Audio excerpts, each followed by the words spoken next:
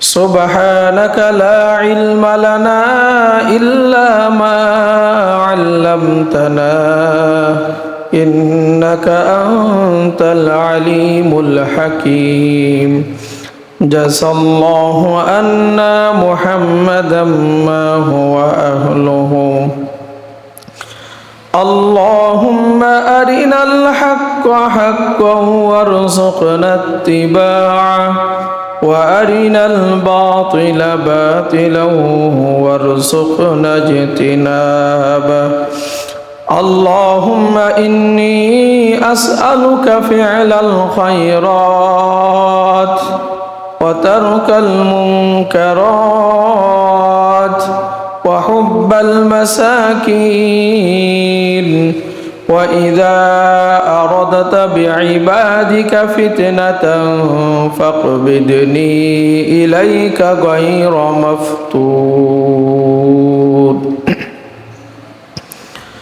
اللهم إني أسألك يا الله بأن لك الحمد لا إله إلا أنت منان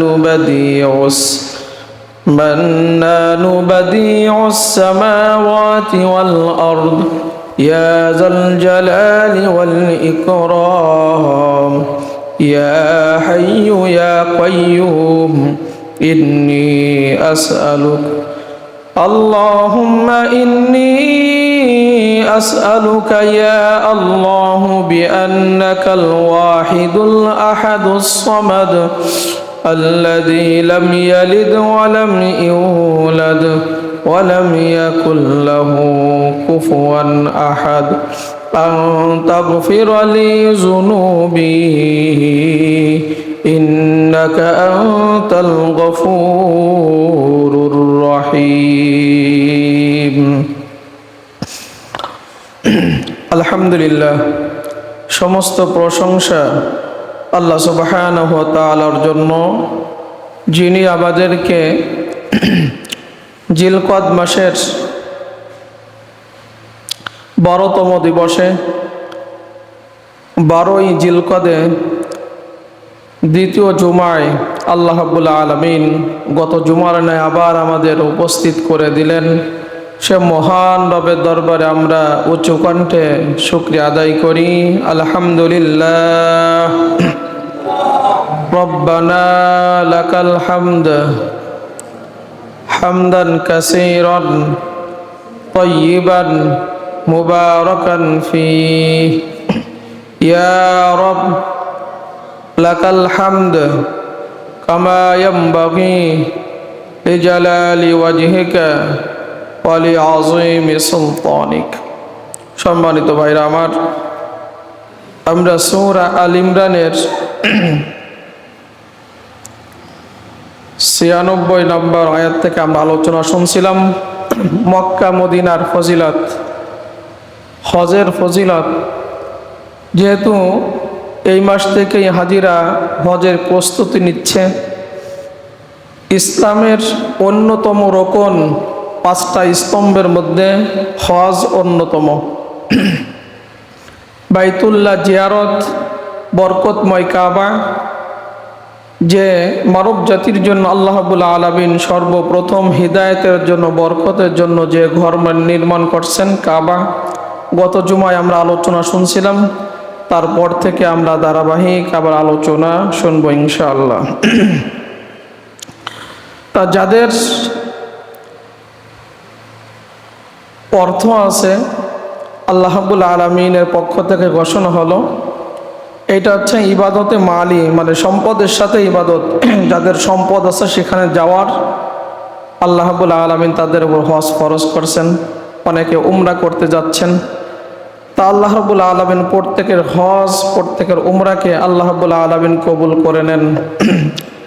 এর বিনিময় আল্লাহ রাব্বুল আলামিন প্রত্যেকের জীবনের গুনাহগুলো মাফ করে দেন। আমরা গত জুমায় যেখানে আলোচনা শেষ করছিলাম মক্কার ফজিলত সম্পর্কে, যেখানে 1 রাকাত নামাজ পড়লে আল্লাহ রাব্বুল আলামিন লক্ষ রাকাত নামাজের সওয়াব দেন। ইব্রাহিম আলাইহিস সালাম সেটা নির্মাণ করে আল্লাহ রাব্বুল আলামিনের কাছে দোয়া করলেন, সেটা আমরা গত জুমায় শুনছি। মক্কাকে ইব্রাহিম আলাইহিসসালাম আল্লাহ রাব্বুল আলামিনের কাছে দোয়া করে যেরকম বরকতময় করেছেন, মদিনাকেও মুহাম্মদুর রাসূলুল্লাহ সাল্লাল্লাহু আলাইহি সাল্লাম আল্লাহ রাব্বুল আলামিনের কাছে ঠিক ইব্রাহিম আলাইহিসসালামের মতো আল্লাহ রাব্বুল আলামিনের কাছে দোয়া চেয়ে হারাম ঘোষণা করেছেন এবং বরকতময় করেছেন। নবীজি মুহাম্মদুর রাসূলুল্লাহ সাল্লাল্লাহু আলাইহি সাল্লাম আল্লাহ রাব্বুল আলামিনের কাছে দোয়া করছেন, আল্লাহুম্মা জাআল বিল মাদিনাতি দি'ফা মা বিল মক্কাতা মিনাল মুবারাকা। আল্লাহ, আপনি মদিনায় বরকত দান করেন দ্বিগুণ, যেরকম আপনি বরকত দান করেছেন মক্কাতে। তার মানে মক্কাতে যেরকম আপনি বরকতময় করেছেন, মদিনাকেও আপনি ওরকম বরকতময় করেন। মদিনার প্রত্যেকটা জিনিসের মধ্যে আল্লাহ রাব্বুল আলামিন আপনি বরকত দেন। নবীজি মুহাম্মদুর রাসূলুল্লাহ সাল্লাল্লাহু আলাইহি সাল্লাম আল্লাহ রাব্বুল আলামিনের কাছে দোয়া করেছেন। আর নবী যখন দোয়া করে, নবীর দোয়া আল্লাহ রাব্বুল আলামিন কখনো ফেরত দেন না। মদিনার লোকেরা তাদের গাছের যখন ফল পাকত, প্রথম ফলটা মুহাম্মদুর রাসূলুল্লাহ সাল্লাল্লাহু আলাইহি সাল্লামের কাছে আনতেন বরকতের জন্য, দোয়া চাওয়ার জন্য। যেরকম আমরা এরকম করি অনেক সময়, মসজিদে দিই, হুজুরদের খাওয়াই, হ্যাঁ, বা মুরব্বীদেরকে দিই, পিতামাতাকে আগে দিই, মানে বরকতের দোয়ার জন্য এটা আমরা দিই। তা নবীজির কাছে যখন আল্লাহ রাব্বুল আলামিন নবীজির কাছে যখন মদিনাবাসীরা নতুন গাছের ফল নিয়ে আসতেন, নবীজি আল্লাহ রাব্বুল আলামিনের কাছে দোয়া করতেন, আল্লাহ আপনি মদিনার ফলের মধ্যে বরকত দেন, গাছের মধ্যে বরকত দেন, উৎপাদিত ফসলের মধ্যে বরকত দেন, প্রত্যেকটা বস্তুর মধ্যে আল্লাহ রাব্বুল আলামিন আপনি বরকত দেন। এই জন্য মক্কা এবং মদিনাকে আল্লাহ রাব্বুল আলামিন কতটা বরকতময় করেছেন। মক্কা করেছেন ইব্রাহিম আলাইহিস সালামের দোয়ার মাধ্যমে, আর মদিনায় বরকতময় করেছেন মুহাম্মদুর রাসূলুল্লাহ সাল্লাল্লাহু আলাইহি সাল্লামের মাধ্যমে। এই জন্য মদিনাকে বলা হয় তয়্যিবা, মানে পবিত্র জায়গা। এটাকে বলে তয়্যিবা, পবিত্র জায়গা।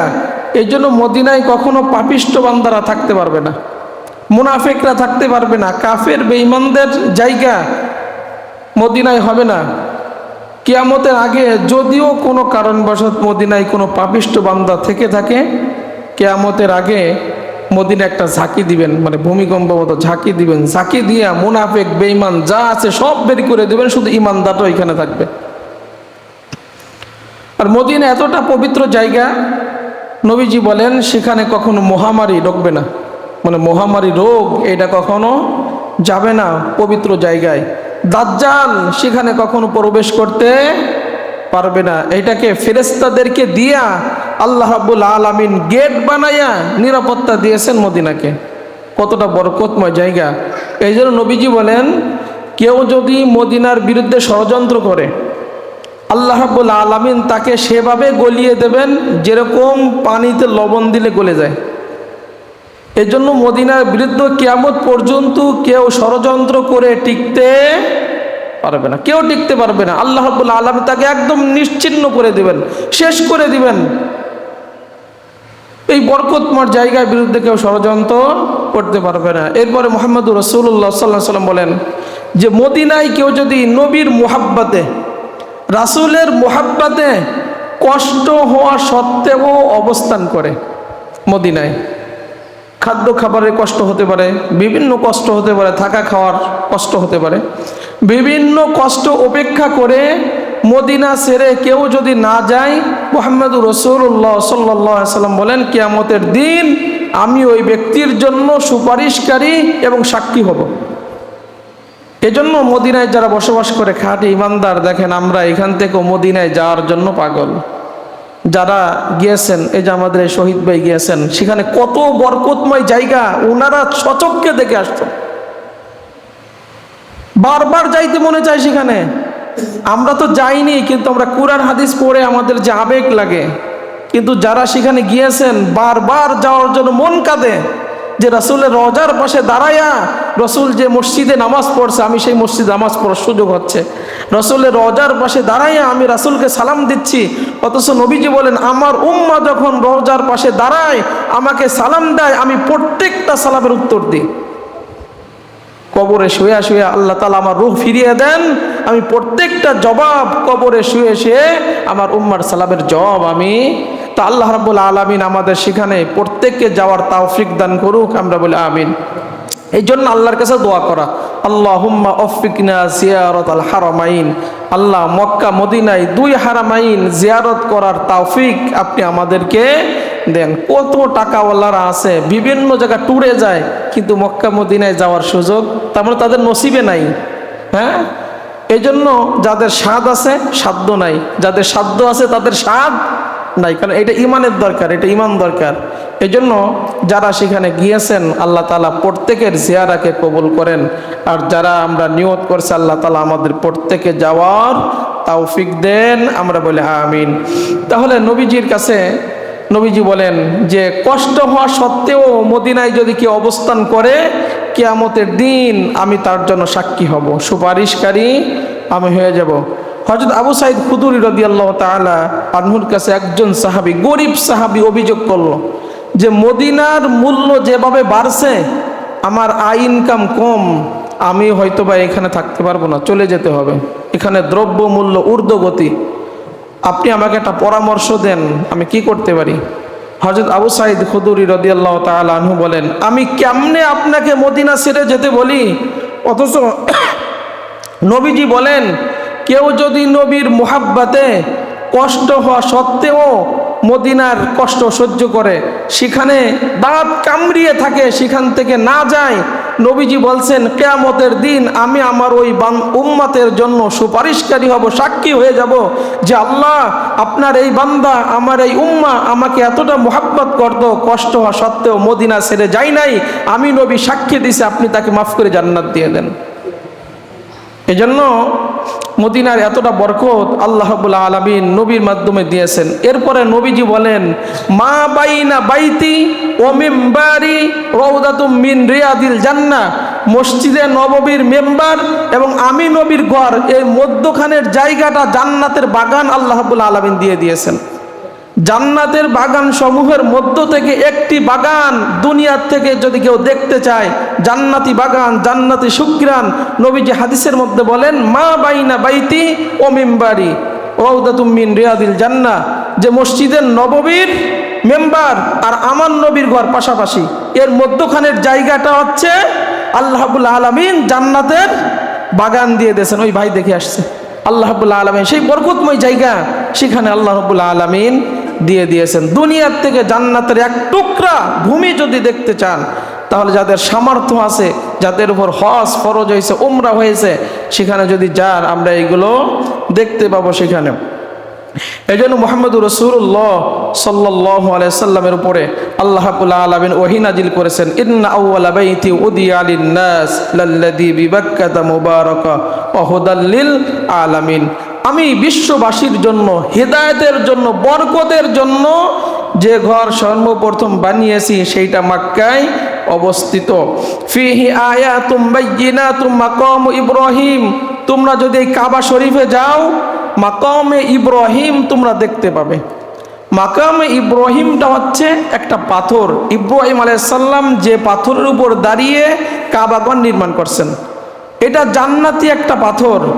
আল্লাহ রাব্বুল আলামিন দুনিয়াতে কাবা ঘর, তার ঘর নির্মাণ করার জন্য ইব্রাহিম আলাইহিস সালামকে উপহার দিলেন। এটা লিফটের মতো কাজ করত, যতটুকুন ওঠার প্রয়োজন হতো অটো উঠতো, আবার অটো নামতো। এইটা সম্ভবত 1 হাত লম্বা, 1 হাত আরে, মানে সমান সমান চতুর্দিকে। এটা একটা কাবা শরীফের পাশে গ্লাস দিয়ে ঘেরা, এটাকে বলে মাকামে ইব্রাহিম, যে পাথরের উপর ইব্রাহিম আলাইহিস সালাম। নবীজি বলেন যে এই পাথরটা জান্নাতি পাথর, এই পাথরের এতটা নূর, আল্লাহ যদি এই নূর পর্দা দিয়ে ঢেকে না রাখতেন, সারা দুনিয়া আলোক হয়ে যেত, আলোয় আলো হয়ে যেত। কারণ আপনারা শুনছেন যে জান্নাতি একটা হুর দুনিয়ায় যদি উকি দিত, দুনিয়া কখনো অন্ধকার থাকতো না, আলো হয়ে যেত। আখেরাতের কবরের একটা সাপ দুনিয়ায় যদি একটু বিষ দিত, তোমরা সবুজ বৃক্ষ দেখতে পেতে না। তার মানে আল্লাহ রাব্বুল আলামিনের কি মহাশক্তি এর মধ্যে। তা এই নূর জান্নাতি পাথর আল্লাহ রাব্বুল আলামিন দুনিয়াতে পাঠিয়েছেন, এর ব্যাপারে আল্লাহ রাব্বুল আলামিন বলেন ওয়াত্তাখিযু মিন মাকামি ইব্রাহিমা মুসাল্লা। তোমরা যখন কাবা তাওয়াফ করবা, তাওয়াফ শেষে হাজিরা সেখানে ওই মাকাম ইব্রাহিমের পাশে দাঁড়িয়ে 2 রাকাত নামাজ আদায় করে। এটা আল্লাহর নির্দেশ, ওয়াত্তাখিযু মিন মাকামি ইব্রাহিমা মুসাল্লা, যে ইব্রাহিম, যে তোমার মাকাম ইব্রাহিম এর পাশে দাঁড়িয়ে যারাই তাওয়াফ করবে তারাই এখানে 2 রাকাত নামাজ আদায় করবে। তাওয়াফ শেষ করে তুমি যখন 2 রাকাত নামাজ আদায় করো, আল্লাহ রাব্বুল আলামিন তোমার পাপ রাশিগুলো মাফ করে দেয়। সুবহানাল্লাহ, সুবহানাল্লাহ। তো সেখানে গেলে আল্লাহ তাআলা বলেন, সেখানে গেলে আমার এই নিদর্শন তোমরা দেখতে পাবে, সচক্ষে জান্নাতি পাথর তোমরা দেখতে পাবে। এরপর আল্লাহ রাব্বুল আলামিন বলেন, সেখানে তোমরা যদি যাও আরো একটা জান্নাতি নিদর্শন, জান্নাতি পাথর দেখতে পাবে, সেইটা আছে হাজরে আসওয়াদ, কালো পাথর, কাবার এক কোণে লাগানো। নবীজি বলেন এই কালো পাথরটা ছিল দুধের চেয়েও সাদা, দুধের চেয়েও সাদা ছিল এই হাজরে আসওয়াদ, কালো পাথরটা দুধের চেয়েও সাদা ছিল। কিন্তু উম্মার গুনাহ টানতে টানতে চুষতে চুষতে পাথরটা কালো হয়ে গেছে। আর এই পাথরেরও এতটা নূর ছিল, আল্লাহ রাব্বুল আলামিন যদি এইটা পর্দা দিয়ে ঢেকে না রাখতেন, সারা দুনিয়া আলো হয়ে যেত, কখনো অন্ধকার থাকতো না। আল্লাহ রাব্বুল আলামিন এর নূর ঢেকে রাখছেন। এই জন্য হাজরে আসওয়াদ পাথর যখন মানুষ তাওয়াফ করার সময় চুমু খায়, আল্লাহ রাব্বুল আলামিনের ওই বান্দার আমলনামায় যত গুনাহ আছে পাথরগুলো সব চুষে নেয়।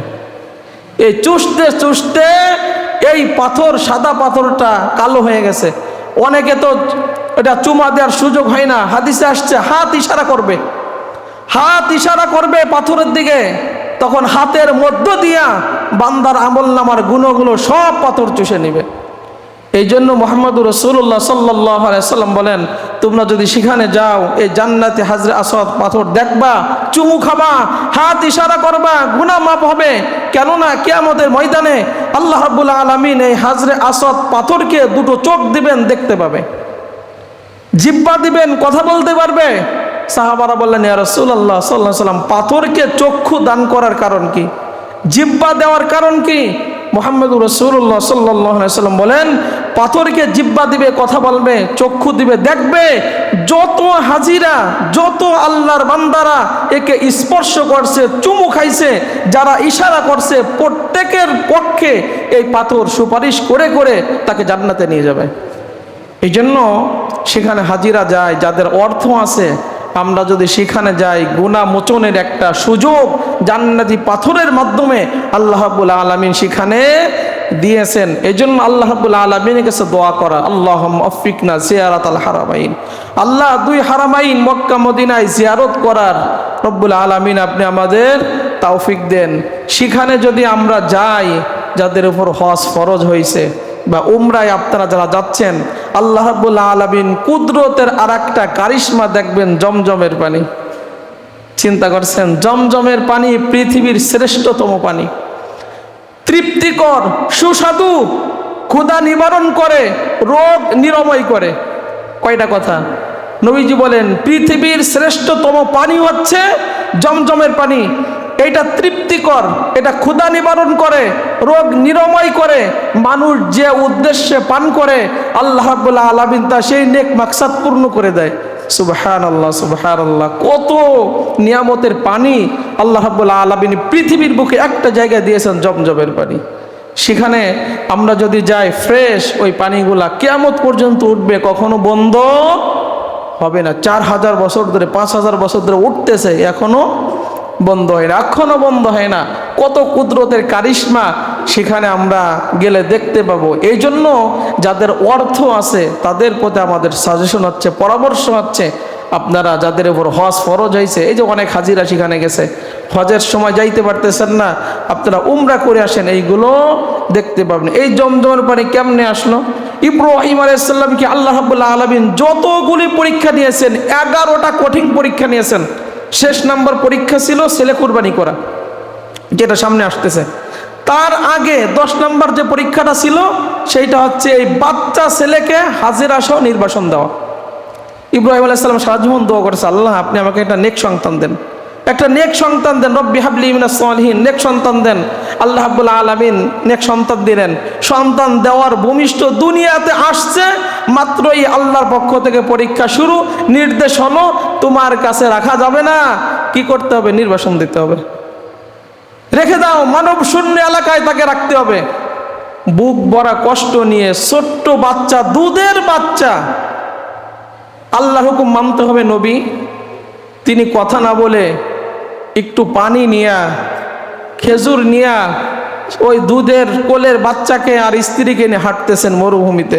হাঁটতে হাঁটতে উনি বুদ্ধি করিয়ে, তখন তো কাবাঘর ওইভাবে ছিল না, শুধু ভিত্তিটা ছিল। কাবাঘরের পাশে ওখানে শুধু হিংস্র প্রাণীরা বসবাস করত। ওখানে জঙ্গল ছিল, কোনো মানুষের আনাগোনা ছিল না, মানব শূন্য এলাকা। সেখানে রাখলেন। স্ত্রী বললেন যে আপনি এইখানে রেখে যাচ্ছেন, ঘর নাই, বাড়ি নাই, লোকজন নাই, খাবার নাই, পানি নাই, মরুভূমি এলাকা, হিংস্র প্রাণীর আনাগোনা, আপনি এইখানে রেখে যাচ্ছেন, আপনি একটা স্বামীর মতো কাজ করতেছেন, দায়িত্বশীলের কাজ করতেছেন। আপনি আপনার একদিনের শিশু বাচ্চা অথবা 3 দিন ওর বাচ্চাকে আপনি কেমনে এখানে রেখে যান? অথচ সারা জীবন এই সন্তানের জন্য আপনি আল্লাহর কাছে চেয়েছেন, আর সেই সন্তান সহ আপনি আমাকে একা রেখে চলে যাচ্ছেন শূন্য এলাকায়। ইব্রাহিম আলাইহিস সালাম কথা বলে না, কারণ হুকুমটা কার? আল্লাহ রাব্বুল আলামিনের। বারবার জিজ্ঞাসা করেন, কোনো কথা নাই। তারপরে উনি বললেন, আপনি তো কথা বলেন না, তাহলে এই হুকুমটা কি উপরওয়ালার? এই হুকুমটা কি আল্লাহ সুবহানাহু ওয়া তাআলার? ইব্রাহিম আলাইহিস সালাম জবান দিয়ে কথা না বলে আঙ্গুল ইশারা করলেন উপর দিকে। উনি বুঝতে পারলেন হুকুম দিয়েছেন কে। হাজেরা তখন বলল, আল্লাহর হুকুম যদি দিয়ে থাকে তাহলে আমার কোনো চিন্তা নাই, কোনো ভয় না। আমি এমন আল্লাহর প্রতি ঈমান আনি নাই যিনি আমাকে খাবারের ব্যবস্থা করবেন না, পানির ব্যবস্থা করবেন না, আমাদের নিরাপত্তার ব্যবস্থা করবেন না, অমন আল্লাহর প্রতি আমি হাজেরা ঈমান আনি নাই। অতএব আপনি চলে যান, মানুষ লাগবে না, ঘর বাড়ি লাগবে না, কিচ্ছু লাগবে না, খোলা ময়দানে আমি আল্লাহ রাব্বুল আলামিনের উপর ভরসা করে থাকবো, আল্লাহ সব কিছুর ব্যবস্থা আমাকে করে দেবেন। দেন নাই? কুরআন বলে, ওয়ামাই ইয়াতাওয়াক্কাল আলাল্লাহি ফাহুয়া হাসবুহ, যে ব্যক্তি আল্লাহর উপর ভরসা করে ওই ব্যক্তির জন্য যথেষ্ট কে? আল্লাহ রাব্বুল আলামিন। ওয়ামাই ইয়াত্তাকিল্লাহ, যে আল্লাহকে ভয় করে, ওয়ারযুকহু মিন হাইসু লা ইয়াহতাসিব, আল্লাহ রাব্বুল আলামিন বলেন, আল্লাহ রাব্বুল আলামিন তার ধারণার বাইরে থেকে তাকে রিজিকের ব্যবস্থা দিয়ে দেবেন, যেটা মানুষের চিন্তায় আসে না, কোত্থেকে রিজিক দিবেন। হাজেরা আল্লাহর উপর ভরসা করে থেকে গেলেন। আর ইব্রাহিম আলাইহিস সালাম যখন একটু আড়াল হয়ে গেল, কুরআনে আল্লাহ তাআলা ঘটনা তুলে দিয়েছেন। সূরা ইব্রাহিমে দোয়া করছেন, রব্বি ইন্নী আসকানতু মিন যুররিয়াতি বিওয়াদিন গায়রি যি যারইন ইনদা বাইতিকাল মুহাররম রব্বানা লিউকিমুস সালাহ ফাজআল আফইদাতাম মিনান নাস তাহবি ইলাইহিম ওয়ারযুকহুম মিনাস সামারাত লাআল্লাহুম ইয়াশকুরুন। আল্লাহ, আমি আমার বংশধরকে, আমি আমার স্ত্রীকে, আমার সন্তানকে মানব শূন্য এলাকায় রেখে গেলাম, কিন্তু আল্লাহ সেখানে তোমার ঘর আছে, কাবাঘর। কাবাঘরের সামনে রাখছি এ কারণে সময় মতো তারা সেখানে নামাজ আদায় করবে। ইব্রাহিম আলাইহিস সালাম জানতেন, তিনি নবী, যে কোনো বান্দা যদি যথা নিয়মে আল্লাহ রাব্বুল আলামিনের হুকুম পালন করে, নামাজের সময় নামাজ আদায় করে, ওই ব্যক্তির নিরাপত্তা, খাদ্য সব কিছু নিশ্চিত করেন স্বয়ং আল্লাহ রাব্বুল আলামিন। আপনার যদি নিরাপত্তার দরকার হয় আল্লাহ রাব্বুল আলামিন দিবেন, আপনার যদি খাদ্যের প্রয়োজন হয় আল্লাহ দিবেন, আপনার যদি পানির প্রয়োজন হয় আল্লাহ রাব্বুল আলামিন দিবেন, যা কিছু প্রয়োজন হয় স্বয়ং আল্লাহ দিবেন। কিন্তু আমরা নামাজ না পড়ে আল্লাহর কাছে সব পাইতে চাই। কৌশল করে বললেন, আল্লাহ আমি দিয়েছি কাবাঘরের কাছে এই কারণে যে আমি জানি এখানে কেউ নাই, বাড়ি ঘর নাই, মানুষ যে তাকে সহযোগিতা করবে এরকম কিছু নাই, কিন্তু তোমার ঘরের কাছে রাখছি, তারা সময় মতো নামাজ আদায় করবে। রব্বুল আলামিন, আমি জানি যে তুমি যদি, তোমার বান্দারা যদি নামাজ আদায় করে, তোমার ওই বান্দাকে তুমি সব চাহিদা তুমি পূরণ করতে পারো। আল্লাহ মানুষের হৃদয় তাদের দিকে ঝোঁকাই দেন, ফলমূল দিয়ে তাদের রিজিকের ব্যবস্থা করে দেন, তারা আপনার প্রশংসা করবে। কারণ প্রশংসা করলে নিয়ামত বাড়ান কে? আল্লাহ রাব্বুল আলামিন নিয়ামত বাড়িয়ে দেন। আল্লাহ রাব্বুল আলামিন তার দোয়া কবুল করলেন। কিছুদিনের মধ্যে খাবার পোড়ায় গেল, পানি নাই, সন্তান ছটফট করে, মরুভূমি এলাকা। হাজেরা সাফা মারওয়া দুইটা পাহাড়, যেটা হাজিদের জন্য সেখানে যাওয়া ওয়াজিব আল্লাহ রাব্বুল আলামিন করে দিয়েছেন। কোরআনে আসছে ইন্নাস সাফা ওয়াল মারওয়াতা মিন শাআইরিল্লাহ, তোমরা যারা হজ করতে সেখানে যাবা তোমাদের জন্য ওয়াজিব হলো সাফা আর মারওয়া এই দুই পাহাড়ে 7 বার দৌড়াইতে হবে, যাইতে হবে। হাজেরা যে 7 বার গিয়েছিল, কিয়ামত পর্যন্ত তোমাদের হজ কবুল হবে না যতক্ষণ না তোমরা সেখানে এই 7 বার সেখানে দৌড়াবা। আল্লাহ রাব্বুল আলামিন 7 বার তিনি গেলেন পানির সন্ধানে, কোনো পানি পাইলেন না, বুক ভরা আশা নিয়ে গেলেন, পানি পেলেন না, সন্তান পানির জন্য ছটফট করে। আল্লাহ রাব্বুল আলামিনের পরীক্ষা শেষ, তাকিয়ে দেখেন জিবরাইল আলাইহিস সালাম ইসমাইল আলাইহিস সালামকে দুধের বাচ্চাকে কোলে নিয়ে সেখানে দাঁড়ায় আছে। জিবরাইল আলাইহিস সালাম তার ডান পায়ের গোড়ালি দিয়ে এমন গুতা দিছেন, আল্লাহ রাব্বুল আলামিন সেখান থেকে পানির ঝর্ণা বের করে দিয়েছেন। সুবহানাল্লাহ সুবহানাল্লাহ। কিয়ামত পর্যন্ত ওইখান থেকে পানি বের হবে, কখনো বন্ধ হবে না। এটা আল্লাহর কুদরত, সেখানে গেলে এই কুদরত দেখতে পাবেন। জমজমের পানি ইসমাইল আলাইহিস সালামকে পানি পান করানোর জন্য আল্লাহ রাব্বুল আলামিন জিবরাইল আলাইহিস সালামকে দিয়া পায়ের গুতা দিয়ে ঝর্ণা বের করে দিলেন। হাজেরা সেখানে এসে বাঁধ বানলেন আর বললেন জমজম, মানে আরবি ভাষা থেমে যাও, থেমে যাও, পানি উতলিয়ে পড়তেছে। আল্লাহ রাব্বুল আলামিন সেই ভাষাটা কিয়ামত পর্যন্ত কবুল করে সেই কূপের নামই দিয়ে দিলেন জমজম। সুবহানাল্লাহ সুবহানাল্লাহ। পৃথিবীর শ্রেষ্ঠ পানি, তৃপ্তিকর, সুস্বাদু, মানুষের ক্ষুধা নিবারণ করবে, রোগ নিরাময় করবে। যে উদ্দেশ্যে তোমরা পান করবা আল্লাহ তোমার সেই নেক উদ্দেশ্য পূরণ করবে। আল্লাহু আকবার আল্লাহু আকবার। তো এইটাই সেখানে গেলে আমরা এই নিদর্শন দেখতে পাবো। আল্লাহ রাব্বুল আলামিন বলেন ওয়ালিল্লাহি আলান নাসি হিজ্জুল বাইতি মান ইসতাতা ইলাই সাবিলা, তোমরা যা মক্কায় যা সক্ষম অর্থ জমা করে রাখছো অবশ্যই তোমাদের সেখানে যেতে হবে, এটা তোমাদের জন্য ফরজ। কাদের জন্য হজ ফরজ সামনে আমরা আলোচনা করব। তার আগে এই 5 মিনিটে আমরা অন্য একটা বিষয় শুনি। এই যে বর্তমান বজ্রপাত হয়ে মানুষ মারা যাচ্ছে না, ঝড় বৃষ্টি হচ্ছে না, ইসলাম বজ্রপাত সম্পর্কে ইসলাম কি বলে? মানুষ মারা যাচ্ছে, আমাদের ভয় এখনো দিলের মধ্যে, ঈমান এখনো তাজা হচ্ছে না, আমরা এটা বুঝতেছি না। অথচ এটা যে আল্লাহ রাব্বুল আলামিন মহাশক্তির নিদর্শন, এইটা আমরা বুঝতেছি না, আমরা ভুলে যাচ্ছি। আমাদের অপরাধের মাত্রা বেড়ে যাচ্ছে, এই জন্য বজ্র আঘাত দিয়ে আল্লাহ রাব্বুল আলামিন আমাদেরকে শেষ করে দিচ্ছেন।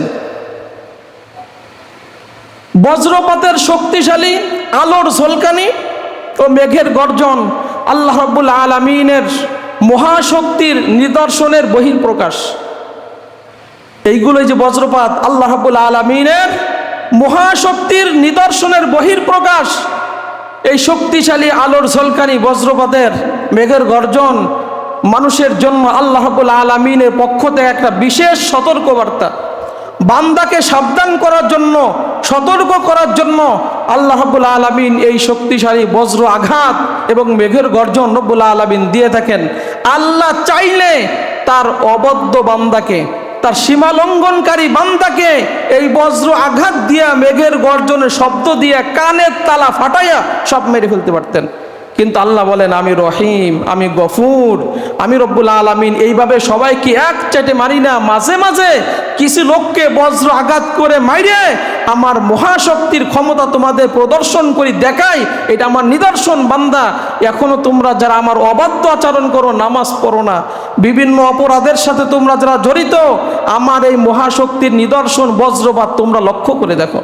আমি চাইলে সকলকে আতঙ্কিত হয়ে কানের তালা ফাটাইয়া এই শব্দতে বেরিয়ে ফেলতে পারতাম। এটা আল্লাহর বিশেষ সতর্কবার্তা, কিন্তু আমরা এটা বুঝি না। নবীজি বলতেন, আল্লাহ রাব্বুল আলামিন বলেন যে আমার বান্দারা যদি আমার অনুগত করত, আমার হুকুম পালন করত, ঠিক মতো নামাজ আদায় করত, আমি রাতের বেলায় বৃষ্টি দিতাম, দিনের বেলায় বৃষ্টি দিতাম না, যাতে ক্ষেত খামারে, অফিস আদালতে মানুষ সুন্দরভাবে কাজ করতে পারে। আর আমি কখন আমার ওই অনুগতশীল বান্দাকে, নামাজিওয়ালা বান্দার কানে আমি কখন এই বজ্র আঘাতের শব্দ শোনাতাম না। কিন্তু বোঝা যাচ্ছে যে আমাদের সীমালঙ্ঘন, আমাদের অপরাধের মাত্রা বেশি হওয়ার কারণে আল্লাহ রাব্বুল আলামিন এই বজ্রপাত আমাদেরকে দিয়ে আঘাত করে প্রতিটা দিন 10 জন 15 জনের মৃত্যুর সংবাদ আমরা এটা শুনতেছি। আল্লাহ রাব্বুল আলামিন বলেন এই শক্তিশালী আলোর ঝলকানি, এটা আমি আল্লাহ রাব্বুল আলামিনের মহাশক্তির নিদর্শনের বহিঃপ্রকাশ। আমি চাইলে সবাইকে এইভাবে মেরে ফেলতে পারি, কিন্তু বান্দা তোমরা কেন সতর্ক হচ্ছ না? আমি যে তোমাদের উপর রাগ আছি, যেরকম মুসা আলাইহিস সালাম আল্লাহর কাছে জিজ্ঞেস করছে, আল্লাহ আপনি যখন রাগ হন তখন কি করেন, আর যখন আপনি খুশি থাকেন তখন কি করেন? তো আমি যখন বান্দার প্রতি রাগ হই তখন ফসল উৎপাদনের সময় পানির দরকার, তখন পানি বন্ধ করে দিই, বৃষ্টি বন্ধ করে দিই। আর যখন ফসল কাটার সময় হয় তখন বৃষ্টি দিয়ে নষ্ট করি। আর যখন খুশি থাকি, ফসল যখন লাগানোর সময় তখন বৃষ্টি দিই, আর যখন কাটার সময় হয় তখন বৃষ্টি বন্ধ করে দিই। কিন্তু এখন হয়ে গেছে উল্টা। তাহলে বোঝা গেল আপনার স্রষ্টা আমাদের প্রতি অসন্তুষ্ট। এই যে এখন পাকা ফসলের মধ্যে বৃষ্টি আসে, এগুলো নষ্ট হচ্ছে, এটা তো আমাদের হাতের কামাই। এই সমাজে কতজন আপনি নামাজে আসেন? সুদ ঘুষের সাথে কতজন জড়িত? অন্যায় অপরাধের সাথে, আল্লাহর নাফরমানির সাথে কতজন জড়িত? আপনি বলেন আল্লাহ কেমনে আসমানি বৃষ্টি আপনার ফসল কাটার সময় বন্ধ করে দিতেন? এজন্য আমরা এখনো বলি আল্লাহর পক্ষ থেকে ঘোষণা, ও আনিবু ইলা রব্বিকুম, রবের দিকে ফিরে আসো। মিন ক্বাবলি আইয়াতিয়াকুমুল আযাব, আল্লাহর এই শাস্তি আসার আগে, আল্লাহর শাস্তি যখন আসবে তোমরা পালানোর কোনো জায়গা পাবে না। এই জন্য সবাই এখনো অপরাধী, আল্লাহর অবাধ্য যারা আচরণ করো, সীমালঙ্ঘন করো, ও আনিবু ইলা রব্বিকুম, সবাই রবের দিকে ফিরে আসো, সকলে রবের দিকে ফিরে আসো, আল্লাহ এই সমস্ত শাস্তি থেকে তোমাকে বাঁচাই দেবেন। এক ইহুদি মুহাম্মদুর রাসূলুল্লাহ সাল্লাল্লাহু আলাইহি ওয়াসাল্লাম কাছে বলতেছেন, এই মেঘের গর্জন সম্পর্কে আপনি আমাকে কিছু ধারণা দেন, কিছু বলেন। নবীজি বলেন আল্লাহ রাব্বুল আলামিন মেঘমালাকে এক জায়গা থেকে আরেক জায়গায় নেওয়ার জন্য একজন ফেরেশতা নিযুক্ত করছেন। ওই ফেরেশতার হাতে আছে একটা চাবুক, আগুনের চাবুক। ওই চাবুক দিয়া মেঘমালাকে আল্লাহর নির্দেশ মোতাবেক যেখানে নির্দেশিত হয় সেই স্থানে এক জায়গা থেকে আরেক জায়গায় সরিয়ে নেন।